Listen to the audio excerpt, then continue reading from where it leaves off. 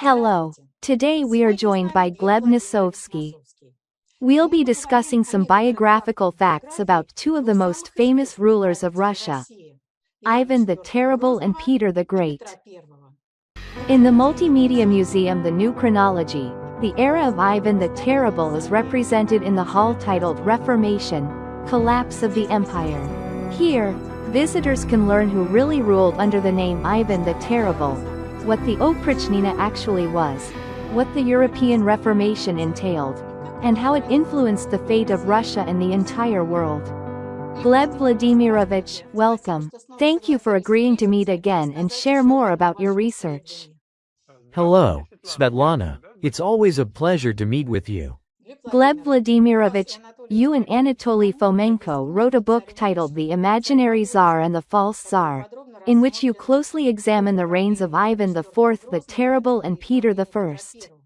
But while the time of Ivan the Terrible is the 16th century, Peter I's reign belongs to the late 17th and early 18th centuries, a period you hadn't previously studied in depth. Why did you decide to research the biography of Peter I? Actually, we were focused on researching the era of Ivan the Terrible. But this research unexpectedly led us to Peter. Although we had heard and were aware of the rumors circulating in Peter's time, that he was an impostor, that a different man, a German, was brought back from the Grand Embassy, we knew there were some oddities. We were familiar with those rumors. However, we never base our research on rumors and have always treated them with caution. Our approach is this. First, we must obtain some kind of formal mathematical result. Only after that do we consider rumors or various other information that aligns with what the formal calculations indicate. So, for us, the starting point is always a formal computation. After that, we may incorporate linguistics, hearsay, and so on. We never start from rumors or linguistics or anything else that's uncertain. And that was the case here as well. Although we knew that contemporaries claimed Peter was an impostor, we generally disregarded those claims. In 2013, we once again visited Alexandrovskaya Sloboda. We had been there several times before and decided to visit the museum again. It's a very interesting place. One of the churches in Alexandrovskaya Sloboda now houses a museum. In the Pokrovsky Church, there was an exhibition called The Tsar's Court in Alexandrovskaya Sloboda. This was in 2013. While walking through the halls of the museum and looking around, we came across an exact replica of Ivan the Terrible's ivory throne, which is housed in the Kremlin Armory. In the armory, it's behind glass, and you can't get close to it. It's a valuable ancient artifact under armored glass. There are many different engravings on it, but it's very difficult, almost impossible, to make them out. In publications, it's only shown from one side, and even there, one can see a lot of small images. It's clear that something is depicted, but nothing particularly interesting stands out at first glance. We had flipped through the page with the throne image many times in the album, but nothing had ever really caught our eye. But now, standing next to this replica, which you could approach and even touch, it's a plastic replica, although an accurate one, our attention was immediately drawn to the engravings on it. Now I'll show some photos.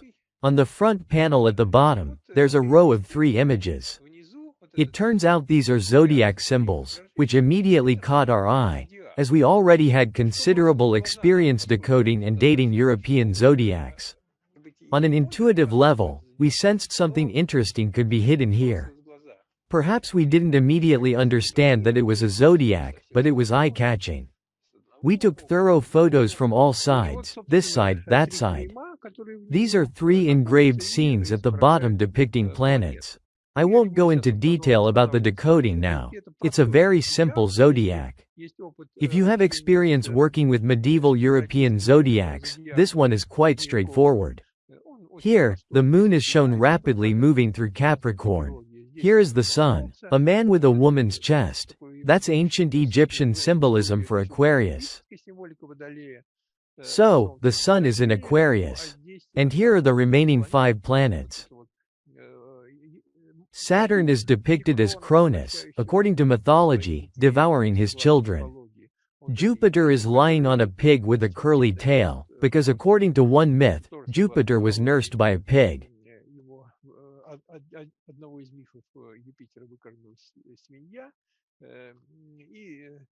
Here are 2 more planets. Venus, shown here as Rhea, is reaching out with her hands. Here are Pisces. One has a tail, with a head at the end, and here's the mouth of the fish. Another fish is shown as well. Altogether, it's a fairly simple zodiac that can be dated. By the way, this is a photo of the original from an album. This is the actual throne in the Kremlin Armory. It shows the same images. Later, we carefully checked the original and confirmed that it shows exactly the same thing as the replica. We verified all of it thoroughly. This is a photo of the original. The date that came out from the zodiac is February 9, 1526. However, if you open the textbooks, they state that Ivan the Terrible was born, if I recall correctly, on August 15, 1530, or something like that. I don't remember the exact date right now. The throne was a gift to him. It was brought from Western Europe. A natural thought arises. If this throne, made in Western Europe, was gifted to him, then most likely the horoscope engraved on it depicts the birth date of Ivan IV. That's a very natural assumption. That was common practice in the 16th century. So, we began to wonder, what if February 9, 1526, is actually the birthday of Ivan IV, the first of those represented today under the name Ivan the Terrible? Let me remind you that according to the new chronology, the name Ivan the Terrible refers to 4 different Tsars. Right now, we're talking about the very first of them, Ivan Vasilievich. So, 1526 instead of 1530, and specifically February 9th. February 9th is the feast day of Saint Parthenius. And we know that Ivan the Terrible wrote works under the pen name Parthenius. A lot of things fall into line. In particular, the birth date currently attributed to him in 1530 corresponds with the name Ivan. So, people say, see, the name was Ivan, and he was named Ivan. However, by that time we already knew that on the Moscow throne there were people ruling under the name Ivan Vasilievich, Vasily III, then Ivan Vasilievich, then Vasily Ivanovich, then Ivan Vasilievich again. So, there was an alternation between the names Ivan Vasilievich and Vasily Ivanovich. But they gave their children different names. We already knew that their baptismal names were not actually Ivan and Vasily. A Tsar couldn't have known in advance which of his children would survive and become his heir. They named their children differently. How could they have guessed correctly who to name Ivan or Vasily so that he would become Tsar? That would have been impossible. Children often died young. It's well known that the baptismal names of the Moscow Tsars weren't Ivan and Vasily. Ivan III was baptized as Timofey, and Vasily III as Gavriel. So, it's documented that their given names were different. So why did Ivan IV suddenly have the baptismal name Ivan? That was also suspicious. How could they have known that this child would survive and become Tsar? Other children might be born later. He might die in infancy or early childhood.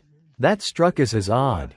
And when it turned out that he may have been born in 1526, and that his name was Parthenius, the same name he signed his writings with, then everything fell into place.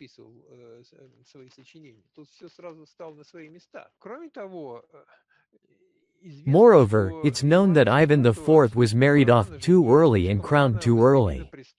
People have discussed this. It was somehow earlier than it should have been. But if he was actually 4 years older, all those oddities disappear. That means he was crowned and married right on time. If he was 4 years older, then everything lines up. The picture with Ivan IV has become much clearer. By the way, I'd like to draw your attention to the fact that all the chronicles give the same incorrect year, 1530. This indicates that these chronicles came from a single workshop and that the error was not accidental. If the errors were independent, then one chronicle might have one date, another a different one, and a third might have the correct year. But no, all of them show the same mistaken date. That means all our chronicles that describe the 16th century weren't distorted randomly, but were deliberately altered under centralized direction. This is one of the striking signs that prove this was the case.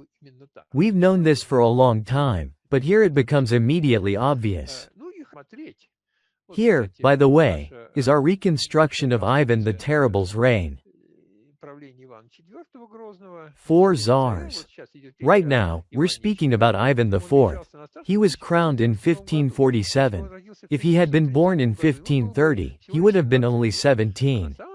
But in reality, he was born in 1526. He was 21. At 21, it was already customary to be crowned. And so on. Here are the 2nd, 3rd, and 4th. That's already a different dynasty, Simeon Ivan. His name was Simeon. When he was crowned, he took the royal name Ivan, but he named his children differently. His son was Fyodor Ivanovich, then came Boris Fyodorovich and Fyodor Borisovich. So, this was the dynasty of Ivans and Vasilis. And starting with Simeon, who ruled under his old name, a new dynasty began, the Boris and Fyodor's line. This is essentially the Godunov dynasty. That's about Ivan the Terrible. Also a very interesting topic, one that even has relevance today. Now let's return to Peter.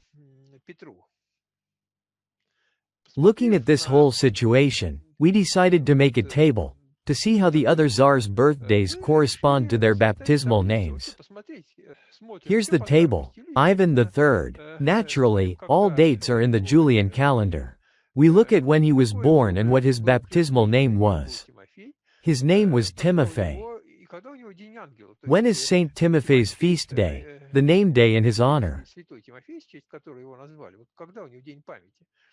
The name day should be close to the birthday. Here we show the difference. In this case, the name day for Saint Timofey, after whom the future Ivan III was named, is January 22nd, exactly the day he was born. So, the difference is 0. For Vasily III, we simply couldn't find the birth date, so we've marked it with question marks. We know his baptismal name was Gavriel. The birth date is unknown. For Ivan IV, we also initially marked question marks because we solved that question using the zodiac. So, in this table there are question marks, because we began with not knowing. Later, of course, we filled in that row too. Next is Fyodor Ivanovich. His birth date is known. His name is known. The difference is plus 5 days, which is generally acceptable. And so on. For Alexei Mikhailovich Romanov, it's minus 2 days. Here, minus 4 or plus 3 days. These are the Romanovs. Fyodor Alexeyevich, Ivan Alexeyevich, plus 2 days. Here is Alexei Petrovich, 6. Here 3. And in this table, there's one glaring outlier. 12 or 13 days. That's for Peter I. He was born on May 30th, but the nearest saint's day for someone named Peter is May 18th. There are many saints named Peter, so plenty of feast days with that name. In fact, the name Peter appears so often in the church calendar that if you were to randomly pick any day of the year, the average distance to the nearest St. Peter's feast day would be less than these 12 days. What we actually get here is a maximum, a completely random result.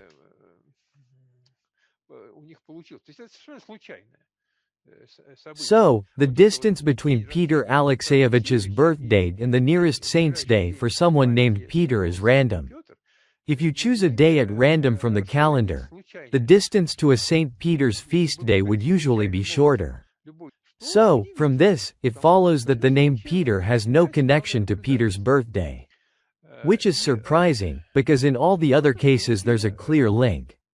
In this case, of course, the rumors that he was switched, that he was not who he claimed to be, that during the Grand Embassy one Tsar left and a different man returned, suddenly took on a very different weight for us, because we now saw a sort of formal calculation suggesting that something was off with Peter. From there, we started digging into what is known. The name associated with Peter's actual birthday is Isaac. The name Isaac is familiar to us. St. Isaac's Cathedral stands in St. Petersburg. It wasn't built in honor of Peter, but in honor of Isaac. Isaac is the saint for whom the cathedral was named, and whose feast day coincided with the birth of the Peter the Great we know. He built a cathedral in St. Petersburg in honor of his saint, Isaac, not Peter.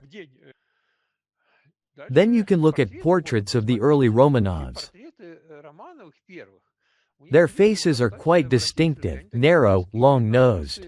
These are the Tsareviches Peter and Ivan Alexeyevich. Elongated faces, long noses, a certain shape to the lips. Here's their sister Sophia, same kind of face. The same with Alexey Mikhailovich and all their relatives. Here, by the way, is a rather rare portrait of young Peter Alexeyevich.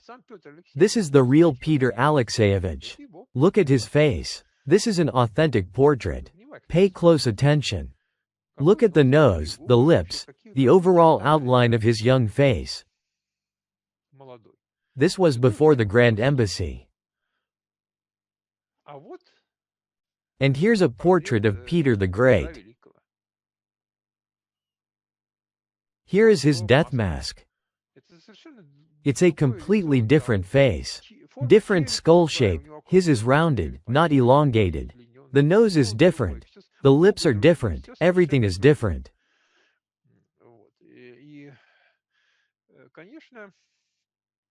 And this, by the way, is Alexey Petrovich, Tsarevich Alexey. It is believed that Peter executed his own son, Tsarevich Alexey. Look, Tsarevich Alexey looks just like the other Romanovs.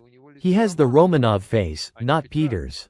So, in reality, Tsarevich Alexey was not killed by his own father. He was killed by the impostor Peter. Look at what happened. When Peter was returning from the Grand Embassy, before entering Moscow, he stopped and waited for a certain battle to take place.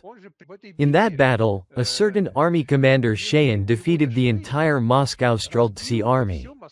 It was a battle near Moscow, by the Voskresensky monastery. And only after victory in that battle did Peter enter Moscow. So, he entered Moscow as a result of a military victory, achieved by unknown troops. What do historians say? They say that young Peter was friends with peasant boys from two villages, Semyonovsky and Preobrazhensky. From these childhood friends, he supposedly formed two regiments, the Semyonovsky and Preobrazhensky. And with these peasant boys from just two villages, whom he had trained in the art of war, he managed to defeat, near the Voskresensky monastery, the entire infantry, the whole army of the Moscow state. Because the Streltsy were the backbone of the military of Muscovy. It was a powerful force. Just a few decades earlier, they had crushed Stepan Razин's rebellion. They were professional soldiers, recruited not from two villages, but from all over Russia. Any profession requires certain abilities. You can't just pick professional soldiers or great scholars from two villages. We know very well that the larger the population pool, the more likely you are to find professionals in any field. Because talent is born with a certain probability. Scientists are born with a certain probability, and a good soldier, who can be trained into a great warrior, is also born with a certain likelihood. It's impossible for one village to produce only great warriors or scholars or people highly capable in some field. This is always a matter of selection. So, the story that a bunch of village kids grew up and defeated the army of an entire enormous state, it belongs to the realm of fairy tales. And so, Peter, after waiting until certain troops, not from just the two villages of Preobrazhensky and Semyonovsky, but some unknown, much stronger force, defeated the entire Streltsy army, then entered Moscow. That means Moscow was left defenseless, its forces were destroyed. These other troops entered the city, and only after that did Peter come in. He didn't even go to see his relatives, didn't visit his mother. He immediately sent them off to monasteries and started ruling. All of this is, of course, quite strange. Right after that, he paid a massive sum of money to the Polish king. I don't remember the exact amount, but it was enormous. The question is, why? For what service was this money paid? Naturally, one starts to think that the troops who defeated the Streltsy weren't some village boys, but were Polish troops, maybe others too. The Polish king assembled them, gave the order, and Peter settled accounts with him. And so on. In fact, in the pre-revolutionary Brockhaus and Ephron Encyclopedic Dictionary, there is a very long article about Peter. It was written by Milikov, Pavel Milikov, the same one who was head of the provisional government and was later assassinated abroad. Actually, Milikov was a very smart man. By the way, he was a monarchist. He believed that the system of governance in Russia shouldn't be changed. He was a consistent monarchist and, of course, he was absolutely right. For example, he tried to persuade Mikhail Romanov, who was handed power by Nicholas after his abdication, to accept that power. When Nicholas II abdicated in 1917, he passed authority to Mikhail, but Mikhail simply rejected it, saying that the Constituent Assembly should decide. Several people, including Milikov, came to Mikhail. Milikov tried to convince him that he must not do this, that the monarchical autocracy in Russia should not be dismantled, that it would lead to catastrophe. Mikhail didn't listen, and in fact, Milikov was absolutely right. Though he was a staunch supporter of autocracy, Milikov was also an enemy of the House of Romanov. He constantly spoke out against them. He couldn't stand them. The Romanov family considered him their enemy. He combined a belief in the necessity of autocratic rule for Russia with hatred, disdain, and contempt for the Romanov family. It seems like a strange combination. But if you read the article about Peter I in the Brockhaus and Ephron Encyclopedic Dictionary, it becomes quite clear that the person who wrote it understood that Peter was an impostor. He just didn't state it in black and white, because, of course, it couldn't be said openly before the revolution. But he expresses his point of view about Peter being an impostor so vividly and so strikingly that it's absolutely obvious that he understood it. I recommend reading that article in the Brockhaus and Ephron Encyclopedic Dictionary. It's long, very good, vivid, and it strongly suggests that Peter was an impostor, even though Milikov, of course, doesn't write it outright. The real Peter already had a son. He was born before the Grand Embassy. This son fled and was hiding in Naples. A whole operation was carried out to capture him and bring him back to Russia to be executed. This was done by Tolstoy, who was given the noble title of Count for it. He went to Naples, where Tsarevich Alexei Petrovich was living, and tricked him, convincing him that troops were ready and waiting for him, so he could lead them. These troops were supposedly going to overthrow the impostor and restore him to power. Tolstoy presented it so convincingly that Alexei Petrovich fell for the trap and returned with him to Russia. He was immediately arrested and executed. By the way, Peter I left Moscow and built St. Petersburg. Most likely, he did this knowing that in Moscow he could easily be trapped. Why was St. Petersburg built on the Baltic Sea? So that at any moment he could get on a ship and flee. But Alexei Petrovich had a son, Fyodor Alexeyevich. This boy, Fyodor Alexeyevich, was raised by Menshikov, if you recall the history. After the death of the impostor Peter, the boy remained, Peter II Alexeyevich. So, Peter I executed the son of the real Peter, but left the grandson alive. Apparently, there was an idea to raise him in the proper spirit and make use of him. The grandson of the real Peter, Peter II, was not executed and was under the care of Menshikov. After the impostor Peter's death, power passed to his wife Catherine and to Menshikov, who was also close to her. After Catherine I, Peter's wife, died, a time of unrest followed, there was a coup, and supposedly Menshikov was removed from power and exiled to Berezov. But the boy, Peter II, remained. He suddenly caught a cold and died very quickly. Supposedly a natural death, and Menshikov was exiled to Berezov. Digging into this story, and now understanding that Peter was an impostor, we realized that Menshikov couldn't have been exiled to Berezov, because Berezov, this we already knew, was in another country at the time. All of Siberia only came under Romanov control after the war with Pugachev. During Peter's time, exiling Menshikov to a foreign country would have been impossible. So, if Menshikov ended up in Berezov, it means he fled there, it wasn't an exile. Gleb Vladimirovich, thank you for this conversation. Thank you. In our next video podcast, we'll continue the conversation with Gleb Nosovsky about the Romanov dynasty's rule, and what school textbooks don't tell you. Subscribe to our channel and visit the Multimedia Museum of the New Chronology. See you soon. Feasts and drinking bouts are followed by executions, in which the Tsar himself sometimes plays the role of executioner. From the end of September to the end of October 1698, more than 1,000 Streltsy were executed. In February 1699, hundreds more Streltsy were again put to death. The Moscow Streltsy army ceased to exist. After the disbandment of the Streltsy, this state had no infantry at all. Russia enters the ranks of European powers, but for the first time only to become, for nearly half a century, a tool in the hands of European politics. Pavel Milukov.